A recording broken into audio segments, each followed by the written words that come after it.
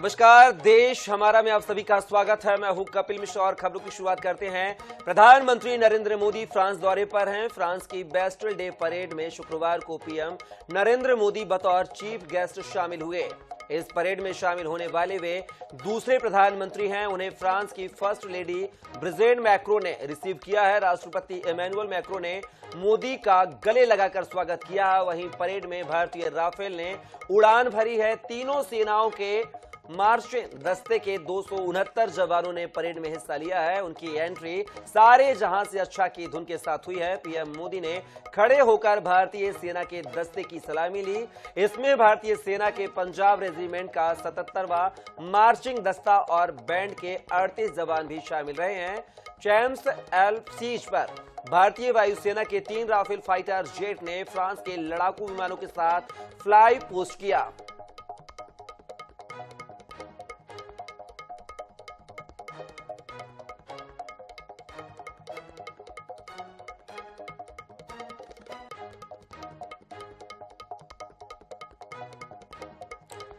आपको बता दें, पीएम मोदी 2 दिवस के फ्रांस दौरे पर है, जहां पर लगातार फ्रांस की धरती पर भारतीय प्रधानमंत्री नरेंद्र मोदी का गर्मजोशी के साथ स्वागत किया गया। वहीं फ्रांस के सर्वोच्च नागरिक सम्मान से भी पीएम मोदी को नवाजा गया है। आपको बता दें, यह भारत के दूसरे प्रधानमंत्री हैं जिन्हें इस सम्मान से नवाजा गया। आपको बता दें, यह सम्मान कई देशों के अलग अलग राजनीतिक को मिल चुका है। और हमारा मानना है सभी विवादों का समाधान डायलॉग और डिप्लोमेसी के माध्यम से होना चाहिए। भारत स्थायी शांति की बहाली में योगदान देने के लिए तैयार है। आतंकवाद के विरुद्ध लड़ाई में भारत और फ्रांस हमेशा साथ रहे हैं। भारत ने मिशन मून के तहत चंद्रयान 3 लॉन्च किया है। दोपहर 2:35 पर आंध्र प्रदेश के श्रीहरिकोटा स्पेस सेंटर से इसे छोड़ा गया। चंद्रयान 3 के लिए LVM-3 लॉन्चर का इस्तेमाल किया गया। चंद्रयान 3 में एक लैंडर, एक रोवर और एक प्रोपल्सन मॉड्यूल लगा है। इसका कुल वजन 3900 किलोग्राम है। 615 करोड़ की लागत का यह मिशन 42 दिन बाद चंद्रमा के दक्षिणी ध्रुव के पास लैंड करेगा। इसरो ने जानकारी दी है कि चंद्रयान 3 की गतिविधि पूरी तरह सामान्य है। रॉकेट ने चंद्रयान को सटीक कक्षा में पहुंचा दिया है। वहीं प्रधानमंत्री नरेंद्र मोदी ने चंद्रयान 3 की सफल लॉन्चिंग पर ट्वीट किया है। उन्होंने कहा है कि चंद्रयान 3 ने भारत की अंतरिक्ष यात्रा में एक नया अध्याय लिखा है। ये हर भारतीय के सपनों और महत्वाकांक्षाओं की ऊंची उड़ान है। ये महत्वपूर्ण उपलब्धि हमारे वैज्ञानिकों के अथक समर्पण का प्रमाण है। मैं उनकी भावना और प्रतिभा को सलाम करता हूं।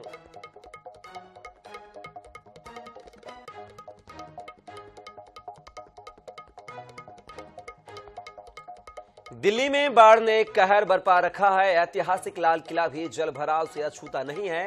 नजारा देखकर लगता है मानो लाल किला समंदर में तैर रहा है। यमुना नदी का जल स्तर बढ़ने से ITO रोड पर जल भराव हो गया है।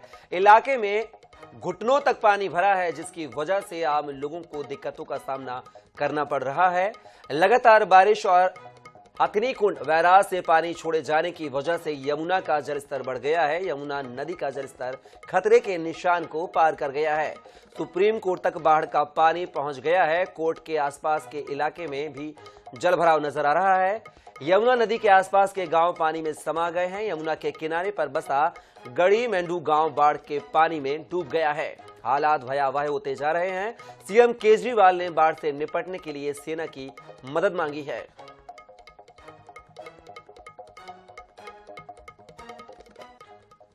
छत्तीसगढ़ में भूपेश कैबिनेट के मंत्रियों के विभागों में बड़ा बदलाव किया गया है। डिप्टी सीएम TS सिंहदेव को ऊर्जा विभाग और गृह मंत्री ताम्रध्वज साहू को कृषि मंत्रालय दिया गया है। वहीं गृह मंत्री ताम्रध्वज साहू को पशुपालन मछली पालन विभाग की भी जिम्मेदारी सौंपी गई है।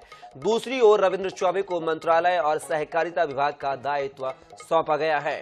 पूर्व PCC चीफ मोहन मरकाम को अनुसूचित जाति, अनुसूचित जनजाति, अन्य पिछड़ा वर्ग और अल्पसंख्यक कल्याण विभाग की जिम्मेदारी दी गई है।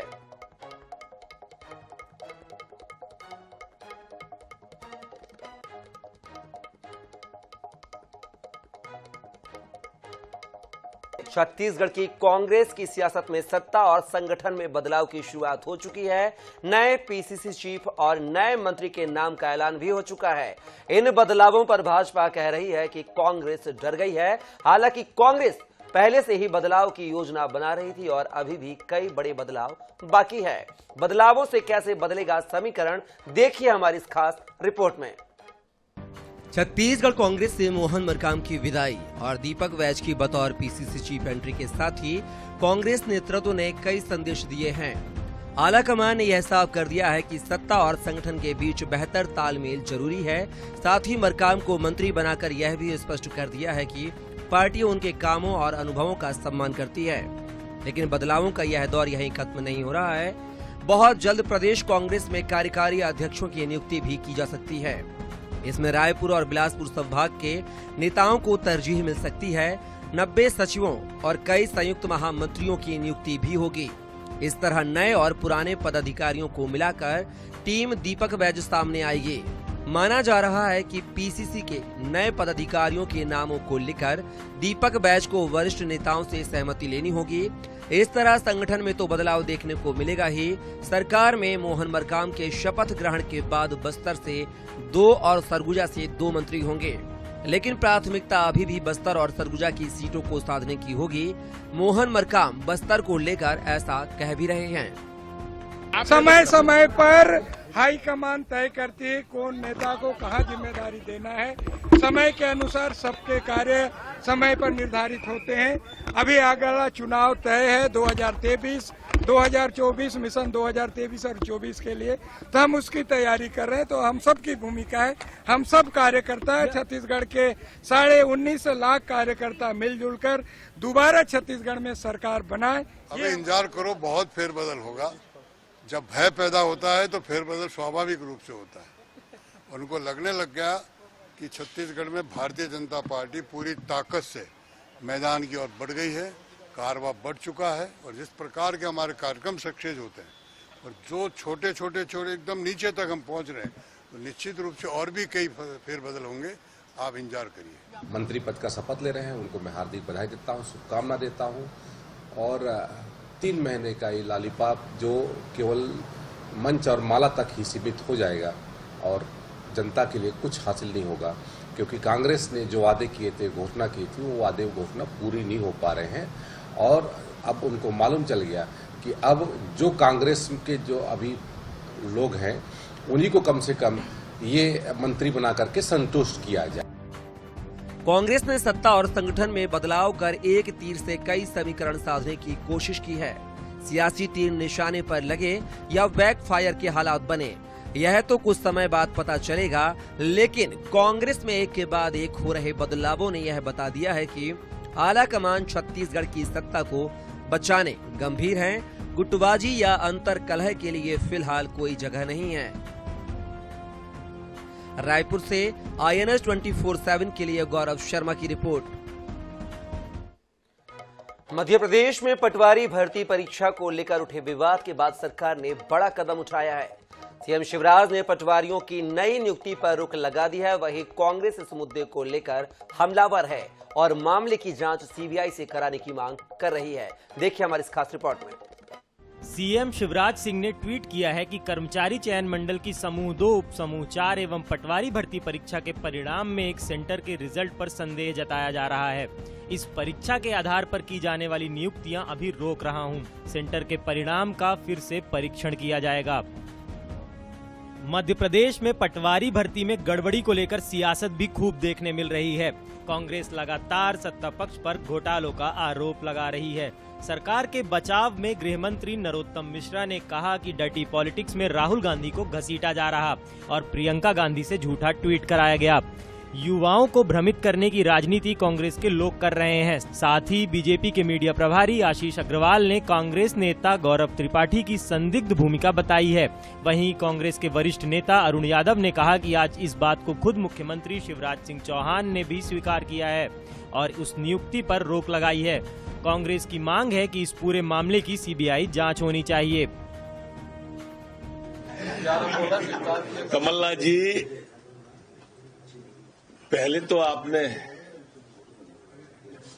अपनी ये जो डर्टी पॉलिटिक्स है ना, इसमें राहुल गांधी जी को मटिया मैट कर दिया। अब प्रियंका गांधी से भी ये झूठ का ट्वीट करा दिया। कमाल के और खुद दुबई निकल गए। मेरी मांग है गौरव त्रिपाठी पे कार्रवाई हो। वो इस इकोसिस्टम का हिस्सा है जिसने तुरंत ये भ्रम फैलाया। माननीय मुख्यमंत्री जी ने संवेदनशीलता से युवाओं के जब मेल आए तो सेंटर के परीक्षा परिणाम रोक दिए हैं। पूरी जांच होगी। मेरी माननीय मुख्यमंत्री से मांग है कि इस पूरे मामले की सीबीआई से आप जांच कराइए, क्योंकि ये मध्य प्रदेश के लाखों नौजवानों के भविष्य का सवाल है और मध्य प्रदेश की जनता को भी जानने का पूरा हक है कि कौन लोग इस मांग उठाने में लिप्त हैं। पटवारी भर्ती परीक्षा समेत अन्य भर्ती में धांधली के खिलाफ भोपाल और इंदौर समेत पूरे प्रदेश में स्टूडेंट सड़क पर उतर आए। प्रदर्शनकारियों ने चेतावनी दी है कि अगर इस मामले में जांच नहीं हुई तो एक सप्ताह बाद भोपाल के जम्बूरी मैदान पर आंदोलन करेंगे। इधर गृह मंत्री नरोत्तम मिश्रा के निवास पर आज सुबह चयनित पटवारी पहुंचे, जहां उन्होंने गृह मंत्री से मुलाकात की और नियुक्ति पर रोक न लगाने की मांग की। साथ ही कहा कि जो इस गड़बड़ी में लिप्त हैं उस पर कार्रवाई की जाए। 2017 के बाद से जितने भी एग्जाम हो रही, हर एग्जाम में फ्रॉड हो रहा है। प्रमुख मुद्दा ये एटीक्विटी कंपनी जो खुद यूपी की है, महाराष्ट्र की है, वो खुद वहाँ ब्लैक लिस्टेड हमारे मध्य प्रदेश में वो एग्जाम करा रही, तो बच्चों का भविष्य कहाँ से क्यों रहे? मुद्दा तो यही, आप सरकार को कह रहे हो कि सरकार का दोष है। सरकार तो सिस्टम बनाने के लिए देती है इनको, लो आप काम करो, लेकिन वो कंपनी भ्रष्ट ब्लैक लिस्टेड नहीं हुई तो हम सरकार के खिलाफ अपना धरना प्रदर्शन करेंगे। और हमारी बात हुई आज इंदौर में, हमारे लाखों छात्र युवाओं ने प्रदर्शन किया, बात हो रही, लगातार हमारी बात चल रही है और हम जम्बूरी मैदान भर देंगे 4 से 5 दिन के अंदर। अभी हमारी बातों को नहीं माना जी का ट्वीट आया है कि संदेह व्यक्त किया जा रहा है, तो हमको संदेह से कोई लेना देना नहीं है। संदेह है आपका जांच का विषय, ये होता रहेगा, लेकिन हम ये चाहते हैं नियुक्ति प्रक्रिया को स्थगित ना करते हुए, बाधित ना करते हुए, रोड़ा ना अटकाते हुए हमको चयन दिया जाए, क्योंकि हम चयनित छात्र अपनी मेहनत से आए हैं, जैसे तैसे अपनी पढ़ाई को मैनेज करके, अपने परिवार को मैनेज करके आज यहाँ तक पहुंचे। ये बड़े ताजुब की बात है कि व्यापम जैसे कांड होने के बाद भी आज तक मध्य प्रदेश में परीक्षाओं में गड़बड़ी मिल रही है। फिलहाल देखना दिलचस्प होगा कि सरकार इस मामले में कब जांच करती है और जांच में क्या कुछ निकल कर आता है। INS 24/7 के लिए भोपाल से सनी मालवीय की रिपोर्ट। नेपानगर के खकनार खुर्द इलाके में लोग नारकीय जीवन जीने को मजबूर हैं। दरअसल खकनार खुर्द में फल्या माता नदी और EGS स्कूल जाने के लिए सड़कें मौजूद नहीं हैं। सड़क के अभाव में लोगों को खेतों में बने रास्ता और पगडंडी से होकर गुजरना पड़ता है। बारिश के दिनों में मुसीबत और भी बढ़ जाती है। इलाके में वाहन का पहुंचना मुश्किल हो जाता है। ऐसे में कोई शख्स बीमार पड़ जाता है तो उसे खाट की सहायता से अस्पताल ले जाना पड़ता है।